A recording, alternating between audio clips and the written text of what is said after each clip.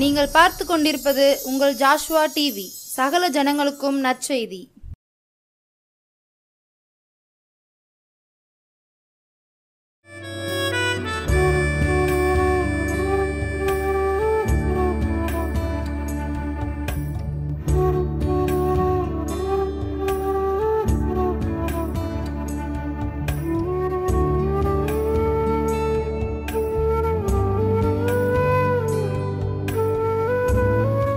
தேவனுடைய நாமம் மகிமைப்படுவதாக. தேவனுடைய நாமம் மகிமைப்படுவதாக. ஜோஸ்வா டிவி நேயர்கள் அனைவருக்கும் இந்த மகிமையின் நேரத்தின் மூலமாக சந்திப்பதிலே மகிழ்ச்சி அடைகிறேன். உங்கள் அனைவருக்கும் சமாதானமும் சந்தோஷமும் பெருகுவதாக உண்டாவதாக. இந்த நேரத்திலும் கூட ஆண்டவர் உங்களோடு கூட தேவனுடைய வார்த்தையை பகிர்ந்து கொள்ளும்படியாக ஒரு நல்ல தருணத்தை தந்ததற்காக நன்றியோடு கூட அவருக்கு துதி சோஸ்திரங்களை ஏறெடுக்கிறேன். அவருடைய நாமம் மகிமைப்படுவதாக. பைபிளில் 1ஆம் சங்கீதத்தை எடுத்திங்கன்னா, கர்த்தருடைய வேதத்தில் பிரியமாக இருந்து இரவும் பகலும் அவருடைய வேதத்தில் தியானமாக இருக்கிற மனுஷன் பாக்கியவான்னு சொல்லப்படுது.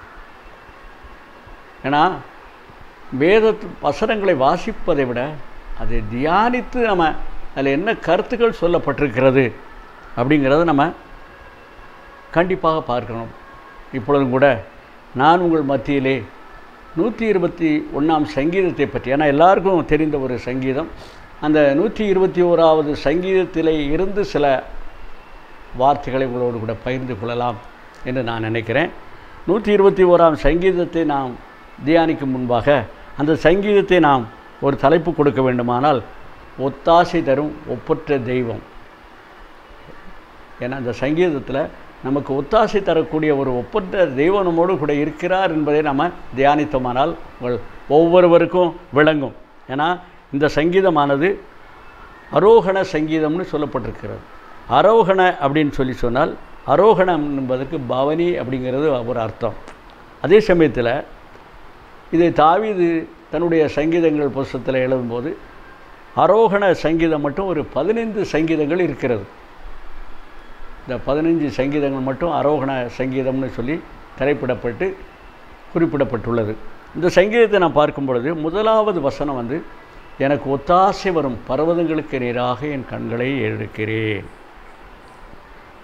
எனக்கு ஒத்தாசை, ஏன்னா ஆண்டவரிடத்திலிருந்து ஒத்தாசை கிடைத்தால்தான் நாம் இந்த பூலோகத்திலே எந்தவித கவலையும் இல்லாமல், கஷ்டங்கள் இல்லாமல், மனமகிழ்ச்சியாக வாழ முடியும்.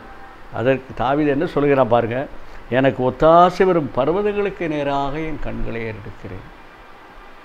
கண்களை இரண்டையும் பார்த்து பர்வங்களில் வீட்டிருக்கிற பரலோக பிதாவே உம்மை நோக்கி பார்க்கிறேன் ஐயான்னு சொல்லி ஒத்தாசைக்காக அவரை கண்களை ஏறெடுத்து பார்க்கிறேன்னு சொல்கிறார். அடுத்த வசனத்தை பாருங்கள், வானத்தையும் பூமியை உண்டாக்கின கர்த்தர். நம்முடைய ஆண்டவர் வானத்தையும் பூமியும் உண்டாக்கினவர். வானத்தையும் பூமியும் உண்டாக்கின கர்த்தரிடத்திலிருந்து எனக்கு ஒத்தாசை வரும். இந்த சங்கீதத்தை 3 பிரிவாக நம்ம 3 தலைப்பிட்டு பார்க்கலாம் என்று நான் யோசித்தேன். முதலாவது, ஒப்பற்ற தெய்வமாக இருந்து உதவி செய்கிறவர். 2வது, நமக்கு நிழலாய் இருந்து நம்மை வெளிச்சத்திலே வழி நடத்துகிற ஒரு தேவன். 3வது, ஒவ்வொரு நாளும் நம்மை பாதுகாக்கிற தேவன். இந்த சங்கீதத்தை நம்ம எடுத்து தியானித்தோமானால் நம்முடைய தெய்வமானவர் நம்மை ஒத்தாசையுடைய ஒப்பற்ற பாதுகாக்கிற ஒரு ஒப்பற்ற தெய்வம். ஏன்னா இதில் அவர் அடுத்த வசனத்தை பாருங்கள், உன் காலை தள்ளாட விட்டார், உன்னை காக்கிறவர் உறங்கார். நம்ம கூட தூங்கிறோமா? ஆனால் ஆண்டவர் தூங்காமல் நமக்காக விழித்திருக்கிறார். ஏன்னா அதை பாருங்கள், இதோ இஸ்ரவேலை காக்கிறவர் உறங்குவதும் இல்லை தூங்குவதும் இல்லை. பாருங்கள், இந்த 4 வசனத்திற்குள்ளே நான் பார்க்கும்போது நித்திரை இல்லாமல் தூக்கம் இல்லாமல் நம்மை பாதுகாக்கின்ற ஒரு ஒப்பற்ற தெய்வம். அதான் முதல்ல சொன்னேன், ஒப்பற்றவர் நம்மோடு கூட இருக்கிறார், நம்மை பாதுகாக்கிறார். அதுக்கு தான் உங்கள்கிட்ட முதல்ல சொல்லும் போதே ஒரு தலைப்பு கொடுத்தேன், ஒத்தாசை தரும் ஒப்பற்ற தெய்வம். ஒத்தாசைன்னு சொன்னால் உங்களுக்கெல்லாம் அதனுடைய அர்த்தம் தெரியும்னு நினைக்கிறேன். ஏன்னா உதவி செய்கிறவர். இப்போ நான் சொல்லுவாங்க, அவன் எனக்கு அவன் நல்ல ஒத்தாசைப்பா, அவன் நல்ல ஹெல்ப் பண்ணுறாங்கப்பா அப்படின்னு சொல்லுவாங்க. ஒத்தாசைங்கிறது உதவி, ஹெல்ப். நமக்கு ஒத்தாசை தருகிற ஒரு ஒப்பற்ற தெய்வம் நம்மோடு கூட இருக்கும் பொழுது நம்ம எந்தவித காரியத்தை குறித்து சிறிதளவு கூட கடுக்களவு கூட கவலைப்பட வேண்டியது இல்லை என்பதை நாம் பார்க்கிறோம். இதில் என்ன சொல்லப்பட்டிருக்கிற இஸ்ரவேலை காக்கிறவர், இஸ்ரவேலன்னா நம்ம எல்லாரையும் தான் அவர் இஸ்ரவேலன்னு சொல்கிறார். இஸ்ரவேலை காக்கிறவர் உறங்குவதும் இல்லை தூங்குவதும் இல்லை. ஆண்டவர் இரவும் பகலும் விழித்திருந்து நம்மை பாதுகாக்கிறவராக இருக்கார். எத்துன்ப நேரத்திலும் ஆறுதல் தருகிற அருமையான ஒரு தெய்வம் நம்ம கூட இருக்கிறான்னு சொல்லும்போது உலகத்தில் யாருக்கும் கிடைக்காத ஒரு விசேஷமான பாக்கியத்தை தேவன் நமக்கு தந்திருக்கிறார் என்று நினைத்து நாம் மனமகிழ்ச்சியோடு கூட ஆண்டவருக்கு ஆராதனை செய்ய நாம் காத்திருக்க வேண்டும். நேரம் கிடைக்கும் போதெல்லாம் எசப்பா கொடான்னு கூட சோத்திரம் சோத்திரம் சோத்திரம்னு சோத்திரம் சொல்லணும். ஏன்னா ஒப்பற்ற ஒரு மகிமையான ஒத்தாசைகோ தருகிறார் தெய்வம் நம்மோடு கூட இருக்கிறார் என்று சொல்லும் பொழுது இப்படிப்பட்ட ஒரு கிருபை யாருக்குமே கிடைக்காது. தேவனுடைய பிள்ளைகளாகிய நமக்கு கிடைத்த இந்த பாக்கியம் உலகத்தில் யாருக்கும் கிடைத்ததும் இல்லை, கிடைக்கப் போவதும் இல்லை. ஏன்னா தேவன் நம்மோடு கூட இருக்கிறார், நமக்கு ஒத்தாசையாக இருக்கிறார். இரவும் பகலும் தூங்காமல் நமக்காக விழித்திருந்து வழி நடத்துகிற ஒரு நல்ல தேவனை நாம் பெற்றிருக்கிறோம். ஏன்னா இந்த வசனங்களை நாம் தியானித்து, ஏன்னா ஆரோகணாங்கும்போது பவனின்னு சொல்லும்போது நம்மளோடு கூட பவனி வருகிற ஒரு தெய்வமாக, நம்முடைய கூட இருந்து நமக்கு ஒத்தாசை செய்கிற ஒரு தெய்வமாக, இரவும் பகலும் கண் விழித்து நம்மளை பாதுகாக்கிற ஒரு தெய்வமாக நாம் பெற்றிருக்கிறோம் என்றால் எவ்வளவு பெரிய மனமகிழ்ச்சியை பாருங்கள். ஆனால் நமக்கு ஒத்தாசை அவர் தரும்போது நம்மளால் முடிந்த உதவிகளை நாம் பிறருக்கு செய்ய வேண்டும். தேவன் அதை மகிழ்ச்சியோடு கூட எதிர்பார்க்கிறார். இரவும் பகலும் நமக்காக கண்விழிக்கக்கூடிய பாதுகாக்கக்கூடிய நித்திரையின்றி வழிநடத்துகிற ஒரு தேவன் நம்மோடு கூட இருக்கிறார் என்பது நமக்கு இந்த உலகத்திலே கிடைத்த எவ்வளோ பெருமைப்பட்டு பேசணும்னு சொல்லுங்கள். யாருக்கும் கிடைக்காத ஒரு பாக்கியம் நம்ம ஒவ்வொருவருக்கும் ஆண்டவர் தந்திருக்கிறார். நம்மை வழிநடத்துகிற தேவன் நம்மோடு கூட இருக்கிறார். வானத்தையும் பூமியும் உண்டாக்கினவர் நம்மோடு கூட இருக்கிறார். அவரை நோக்கி நம்ம கண்களை ஏறெடுத்து பார்த்து, ஏசப்பா நீங்கள் இல்லாமல் நான் இல்லைப்பா, எனக்கு நீங்கள் தான்ப்பா ஒத்தாசை தரணும், நீங்கள் தான்ப்பா என்னை வழி நடத்தணும் அப்படின்னு சொல்லும்போது அதில் என்ன சொல்லியிருக்கு பாருங்கள், உன் காலை தள்ளாட விட்டார். ஏன்னா நம்ம கால் தள்ளாடவே செய்யாது. ஏன்னா ஒவ்வொரு நாளும் போஷிக்கிற தேவன் நம்மோடு கூட இருக்கும்போது ஸ்ட்ரைட்டாக ஜெயிஜாண்டிக்க நம்ம ஒரு கெத்தாக போகலாம். ஏன்னா இயேசு என்னுடைய சொத்து, நான் ஒரு கெத்து, இயேசு என்னுடைய சொத்துன்னு சொல்லலாம். இயேசுவானவர் நம்மோடு கூட இருக்கும்போது கெத்தாக போகலாம், கால் தள்ளாடாது. ஏன்னா நம்மை காக்கிறவர் நம்மோடு கூட இருக்கிறார் என்பதை நாம் பார்க்கிறோம். ஆனால் அடுத்தது வசனத்தை பாருங்கள், நிழலாக இருக்கிறார். ஏன்னா கர்த்தர் உன்னை காக்கிறவர், கர்த்தர் உன் வலது பக்கத்தில், அது பாருங்கள், வலது பக்கத்தில் நம்மோடு கூட நிழலாக இருக்கிறார். ஏன்னா அது ஒரு பழமொழி சொல்லுவாங்க, வெயிலின் அருமை நிழலில் தெரியும். ஏன்னா வெயிலுக்குள்ளே நேற்று விறுவிறுத்து நடந்து வந்து ஒரு மரத்தை இணலை பார்த்துட்டோம்னா, ஏப்பா நமக்கு இருக்கிற மகிழ்ச்சி இன்னும் மட்டும் இல்லை, ஆண்டவர் நம்மோடு கூட வலதுபுறத்தில் இருந்து நமக்கு நிழலாய் இருக்கிறார். ஏன்னா முதல்ல ஒப்பற்றவர், ரெண்டாவது நிழலாய் இருக்கிறவர்.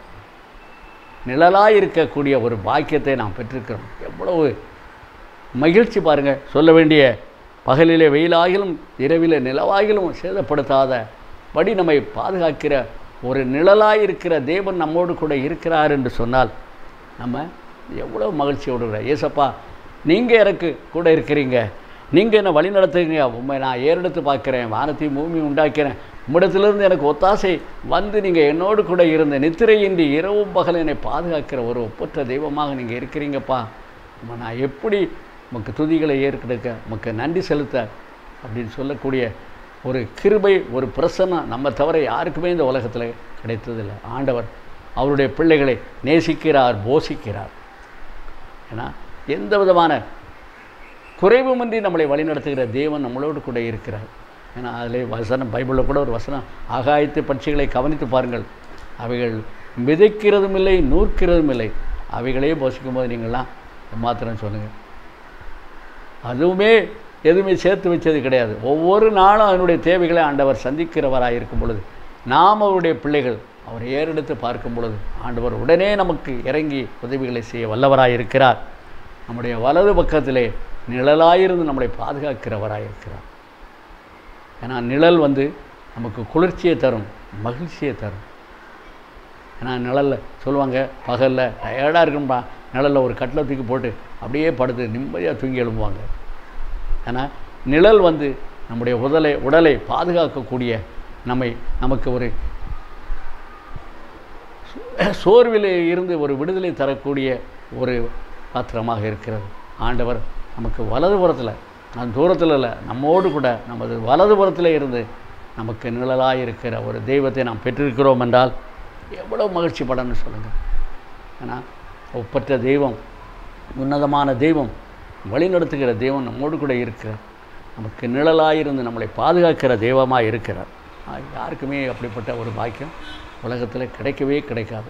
அவரை ஏறெடுத்து பார்க்கும் வானத்தையும் பூமி உண்டாக்கின ஏசப்பா மை நோக்கி என் கண்களோடு கூட ஏறெடுத்து பார்க்கிறேன். எனக்கு நீங்கள் தான்ப்பா, நீங்கள் இல்லைன்னா நான் இல்லைப்பா. நீங்கள் கேட்டு பாருங்கள், ஆண்டவர் உங்களை எவ்வளோ மகிழ்ச்சியாக வழி நடத்த வல்லவராக இருக்கிறார். உங்களுக்கு கூட இருந்து உங்களுக்கு வலது பக்கத்திலே உங்களோடு கூட. ஏன்னா நிழல் எப்படி இருக்கும், நம்ம எங்கெல்லாம் போகிறோமோ அங்கெல்லாம் நிழல் நம்ம கூடயே வரும். ஏன்னா வெயில் நேரத்தில் நடந்து பாருங்கள், நீங்கள் போகும்போது உங்களோடு கூட வரும் நிழல். அப்படிப்பட்ட ஒரு நிழலாக ஆண்டவர் நமக்கு வலதுபுறத்திலே இருந்து நம்மளை வழி நடத்துகிறவராக இருக்கிறார். அப்படிப்பட்ட ஒரு தேவனை நாம் பெற்றிருக்கிறோம்னு சொன்னால் எவ்வளோ மகிழ்ச்சி. ஏசப்பா எனக்கு நீங்கள் இல்லைன்னா இல்லைப்பா, நீங்கள் என்னோடு கூட இருந்து என்னோடு கூட எனக்கு நிழலாக இருந்து வழி நடத்துகிற தேவனை நான் பெற்றிருப்பதிலே எவ்வளோ மகிழ்ச்சி, எவ்வளோ சந்தோஷம். உண்மை போல உலகத்தில் யாரையுமே நான் பார்க்கலாம். ஏன்னா எங்களுடைய வாழ்க்கையெல்லாம் எடுத்துக்கொண்டீங்கன்னா ஆண்டவர் இல்லைன்னா நாங்கள் இல்லை. ஏன்னா ஜீசஸ் த ஹெட் ஆஃப் எங்களுடைய குடும்பத்தின் தலைவர், அவர் ஹெட் ஆஃப் த ஃபேமிலி. எங்களை இம்மட்டுமாக வழி நடத்தி வருகிறவர், இம்மட்டுமாக போஷித்து வருகிறவர், இம்மட்டுமாக பாதுகாத்து வருகிறவர் ஆண்டவர் ஒருவர் இல்லை என்றால் நாங்கள் ஒன்றுக்குமே உதவாத தூசியாக போயிருக்கோம். நெரடியார்பட்டி கிராமத்திலே எல்லாருக்கும் மத்தியிலே ஒரு சாட்சியாக ஒரு மகிமையின் மாட்சியுள்ள வாழ்க்கை எங்களுக்கு தந்து வழி நடத்தி வருகிற தேவாதி தேவனுக்கு நாங்கள் எத்தனை சோஸ்திரங்களை சொன்னாலும் போதாது. ஆண்டவர் எங்களுக்கு செய்த நன்மைகளை சொல்லுவதற்கு வாயின் வார்த்தைகள் கிடையாது, நேரம் கிடையாது. ஆனால் அவ்வளோ ஆசீர்வாதங்களை, அவ்வளோ அற்புதமான காரியங்களை செய்திருக்கிறார். அந்த வருஷம் கூட 10th 12th 11th பிள்ளைகளை பார்த்திங்கன்னா எல்லா பிள்ளைகளும் நல்ல மதிப்பெண்களோடு கூட 100% தேர்ச்சியை ஆண்டவர் தந்திருக்கிறார். பெற்றோர்கள்லாம் அவ்வளோ மகிழ்ச்சியாக வந்து தங்கள் பிள்ளைகளோடு கூட புகைப்படம் எடுத்துக்கொண்டு வாழ்த்துக்களை பெற்று அவங்க சென்ற மகிழ்ச்சியான தருணங்களை பார்க்கும் பொழுது இன்னும் ஆண்டவர் எவ்வளவு அருமையாக, எவ்வளோ ஒரு பிள்ளைகளை அற்புதமாக நடத்தி வருகிறார். பகலிலே வெயிலாகிலும் இரவிலே நிலவாகிலும் உன்னை சேதப்படுத்தான்னு சொன்ன தேவன் படிக்கிற ஒவ்வொரு பிள்ளைகளையும் எவ்வளோ அழகாக ஆசீர்வதித்திருக்கிறான்னு நினைக்கும் பொழுது தேவாதி தேவனுக்கு கொடான கொடி சோத்திரங்களை செலுத்த நான் கடமைப்பட்டிருக்கிறேன். ஆனால் அதை விட அடுத்த வசனத்தை பாருங்கள், 7வது வசனம். கர்த்தர் உன்னை எல்லா தீங்குக்கு விலைக்கு காப்பார், அவர் உன் ஆத்மாவை காப்பார். அதுதான் நான் சொன்னேன், பாதுகாக்கும் தெய்வம், பாதுகாக்கிறவர். ஏன்னா ஒப்பற்றவர், நிழலாயிருக்கிறவர், பாதுகாக்கிறவர். பாருங்கள், அழகான இந்த 121 சங்கீதத்தை மனப்பாடம் பண்ணி வச்சுக்கோங்க. நான்லாம் பார்த்திங்கன்னா 1ஆம் சங்கீதம், 51ஆம் சங்கீதம், 121ஆம் சங்கீதம், 91ஆம் சங்கீதம், இதுகளெல்லாம் அப்பப்போ அப்படியே. ஏன்னா ஆண்டவரோடு கூட வாகனத்தில் செல்லும் பொழுது, பஸ்ஸில் பிரயாணம் பண்ணும்போது நமக்கு வேதாகமத்தை எடுத்து வாசிக்க முடியாது. ஆனால் அழகாக அவருடைய வார்த்தைகளை சங்கீதத்திலே தாவீது பாடிய அந்த சங்கீதங்களை மனமகிழ்ச்சியோடு கூட சொல்லிக்கொண்டு செல்லும்போது ஆண்டவர் நமக்கு பக்கத்துணையும் பாதுகாவலுமாய் வலதுபுறத்திலே இருந்து நம்மளை வழிநடத்துகிறவராக இருக்கிறார். ஏன்னா பார்த்திங்கன்னா 1ஆம் சங்கீதத்தில் எடுத்தனா, துன்மார்க்கருடைய ஆலோசனை நடவாமலும் பாவிகளுடைய வழியில் இல்லாமலும் பரியாசக்காரர் இடத்திலும் உட்காராமலும் கர்த்தருடைய வேதத்தில் பிரியமாயிருந்து இரவும் பகலும் அவருடைய வேதத்தில் தியானமாகும். ஏன்னா இப்போ நான் அதான் சொல்கிறேன், 121ஆம் சங்கீதத்தை பார்த்திங்கன்னா ஒரு 8 வசனம் தான் இருக்குது. அதை சும்மா வாசித்துட்டு போகிறத விட தியானிக்கணும் ஒவ்வொரு வசனமாக.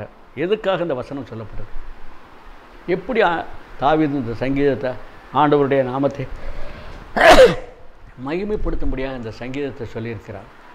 நம்ம சிந்தித்து பார்த்தோமானால் ஒரு பெரிய அற்புத அதிசயத்தை நம்முடைய வாழ்க்கையிலும் ஆண்டவர் செய்ய வல்லவராக இருக்கிறார். அவரால் செய்யக்கூடாத அதிசயமான காரியம் எதுவுமே கிடையாது. இதில் பாருங்கள், கர்த்தர் உன்னை எல்லா தீங்குக்கும் விலை காப்பார், அவர் உன் ஆத்மாவை காப்பார். நம்முடைய ஆத்மானா என்ன? நம்முடைய இருதயம் தான் மகா கேடுள்ளதும் திருக்குள்ளதுமாக இருக்கிறதுன்னு வேதாகமத்தில் சொல்லி. இதயத்தில் தான் பொல்லாத சிந்தனைகள், பொல்லாத அசுத்தமான நினைவுகள், அசுத்தமான எண்ணங்கள், வழிநடத்தல்கள் எல்லாம் அந்த இதயத்தில் தான் பெறப்படும். இன்றைக்கெல்லாம் பேப்பர்களை எடுத்து பார்த்தோம்னா கொலை, கொள்ளை, அதை விட ஆக்சிடெண்ட்டு, போராட்டங்கள், மரணங்கள் எப்படிலாம் நடக்கு. ஆனால் எல்லா விதத்திலும் கர்த்தர் நமக்கு பாதுகாக்கிறவர், நித்தமும் நம்மளோடு கூட இருந்து போக்கையும் வரத்தையும் பாதுகாத்து வழி நடத்துகிற ஒரு தேவன் நம்மளோடு கூட இருப்பானா. எவ்வளோ பெரிய பாக்கியம், எவ்வளோ பெரிய சிலாக்கியம். என்ன சிலாக்கியம்னு ஒரு பக்தன் பாடியது போல் ஆண்டவர் நமக்கு கிடைத்தது ஒரு பெரிய பாக்கியம், பெரிய சிலாக்கியம். ஏன்னா கர்த்தர் உன்னை எல்லா தீங்குக்கும் விளைக்கப்பார். எல்லா தீங்குன்னு பாருங்கள், பகலில் வெயில், இரவில் நிலவு, எதுவுமே நம்மளை அண்ட விட மாட்டார். அதை பாருங்கள், நம்ம எல்லா தீங்குக்கும் விலை காப்பதை விட அவர் ஒன்று ஆத்மாவை காப்பார். பாருங்கள், ஆத்மா அப்படின்னு சொல்லும்போது யாருக்கும் கிடைக்காத ஒரு பாகம். ஆத்மாவை காக்கிறவர் நம்மோடு கூட இருக்கிறார். கர்த்தர் உன் போக்கையும் உன் வரத்தையும் இது முதற்கொண்டு என்றைக்கும் காப்பார் என்று சொல்லும்போது நித்தமும் நமக்கு பக்கத்துணையும் பாதுகாவலுமாக இருந்து நம்மை பாதுகாக்கிற ஒரு ஒப்பற்ற தெய்வம், ஒரு உன்னதமான தெய்வம் நம்மளோடு கூட இருக்கிறார். அப்படிப்பட்ட தெய்வத்தை நாம் வணங்குவது, நாம் நேசிப்பது நமக்கு கிடைத்த ஒரு பெரிய பாக்கியம். ஆண்டவர் இங்கே இந்த சங்கீதத்தை வாசிக்கும் பொழுது நல்லா இருந்து தியானித்து வாசிங்க. ஏன்னா ஒத்தாசை தரும் ஒப்பற்ற தெய்வம் இந்த வசனத்தில் நம்மளோடு கூட இருந்து நம்மளை வழிநடத்துகிறவராக, நம்மளை பாதுகாக்கிறவராக, நமக்கு நிழலாக இருக்கிறவராக, நமக்கு துணை செய்கிறவராக இருக்கிறார். அப்படிப்பட்ட ஒரு நல்ல தெய்வத்தை நாம் ஆண்டவராக பெற்றதுக்கு ஆண்டவருக்கு பெரிய ஒரு நன்றியை செலுத்த நாம் கடமைப்பட்டிருக்கிறோம். இந்த நேரத்திலும் கூட இந்த வார்த்தைகளை கேட்டு கொண்டிருக்கிற ஒவ்வொருவரையும் ஆண்டவர் அளவில்லாமல் ஆசீர்வதிப்பாராக. தேவனுடைய நாமம் மகிமைப்படும்படியாக உங்கள் ஒவ்வொருவரையும் ஆசீர்வதிக்கிறேன். கர்த்தர் பெரிய காரியங்களை செய்வாராக. வருகிற காலங்கள், வருகிற அடுத்த மாதம் பள்ளிகள்லாம் திறந்து உடைய பிள்ளைகள்லாம் பள்ளிக்கு செல்லும் பொழுது தேவன் உங்களுக்கு எல்லா விதமான தேவைகளையும் சந்தித்து உங்களோடு கூட இருந்து உங்களை பாதுகாக்கிற ஒரு ஒப்பற்ற தெய்வமாக இருப்பார் என்பதில் எந்த விதமான சந்தேகமும் இல்லை. அப்படிப்பட்ட ஒரு பெரிதான கிருபையை எங்கள் ஒவ்வொருவருக்கும் தருவாராக. தேவனுடைய நாமம் மகிமைப்படுவதாக. இப்பொழுதும் கூட ஒரு சிறிய ஜெபத்தை பண்ணி நாம் இந்த வார்த்தைகளை கேட்டது நமக்கு பிரயோஜனமாக இருக்கும்படியாக, ஆண்டவரை மகிமைப்படுத்தும்படியாக இந்த நல்ல தருணத்தை கொடுத்த ஜோசுவா டிவி ஒரு பெரிய நன்றியை செலுத்தி கொண்டு உங்கள் அனைவருக்கும் இந்த மகிமையின் நேரத்தின் மூலமாக உங்களோடு கூட தேவனுடைய வார்த்தைகளை பகிர்ந்து கொள்ள தேவன் கொடுத்த ஒரு நல்ல தருணத்திற்கு நன்றி செலுத்துகிறேன். ஜெபம். அன்பின் பரலோக பிதாவே, இந்த வார்த்தைகளை கேட்டுக்கொண்டிருந்த உங்களுடைய ஒவ்வொரு பிள்ளைகளையும் நீங்கள் ஆசீர்வதிங்கப்பா. ஆண்டவரே, ஒத்தாசை தருகிற ஒப்பற்ற தெய்வங்களோடு கூட இருக்கிறார் என்று ஆண்டவரே இந்த சங்கீதத்தின் மூலமாக உங்களுடைய பிள்ளைகள் அறிந்து கொண்டார்கள். ஆண்டவரே, உம்மை நோக்கி பார்க்கும் பொழுது, உம்மை நோக்கி அவருடைய கண்களை ஏறெடுக்கும் போது அவர்கள் விண்ணப்பங்கள் வேண்டுதல் எல்லாவற்றையும் நீங்கள் கொடுக்கிறவராயிருக்கிறீர்கள். ஆண்டவரே, வலது புறத்தில் நிழலாயிருந்து பாதுகாக்கிறவராயிருக்கிறீர்கள். அவர்களுடைய போக்கிலும் வரத்திலும் பக்கத்துணையும் பாதுகாவலுமாயிருந்து ஆண்டவரே, இந்த நிலையில்லாத பாதுகாப்பில்லாத ஆண்டவரே பயணங்கள் எல்லாவற்றிலும் உடைய கிருபை, உடைய பிரசன்னம் உடைய பிள்ளைகளோடு கூட இருந்து வழி நடத்தும். பாதுகாத்துக் கொள்ளுங்க, ஆசீர்வதிங்க, வழி நடத்துங்க, பெரிய காரியங்களை செய்யுங்க. ஒப்பற்ற ஒத்தாசை தருகிற உன்னதமான தெய்வத்தை நாங்கள் பெற்றிருக்கிறோம் என்று சாட்சி பகரத்தக்கவர்களே, நீங்கள் பெரிய காரியங்களை செய்து ஆசீர்வதிக்க போவதற்காக நன்றி செலுத்துகிறோம். மீண்டுமாக ஆண்டவரே, தேவனுடைய வார்த்தையை பகிர்ந்து கொள்ளும்படியாக ஒரு நல்ல தருணத்தை ஏற்படுத்தி கொடுத்த இந்த ஜோசுவா டிவியின் நண்பர்களுக்கு நன்றி செலுத்தி உங்களுடைய நாமம் மகிமைப்படும்படியாக உங்களுக்கு துதி சோஸ்திரங்களை ஏறெடுக்கிறேன். தேவனுடைய நாமம் மகிமைப்படுவதாக. ஆமீன்.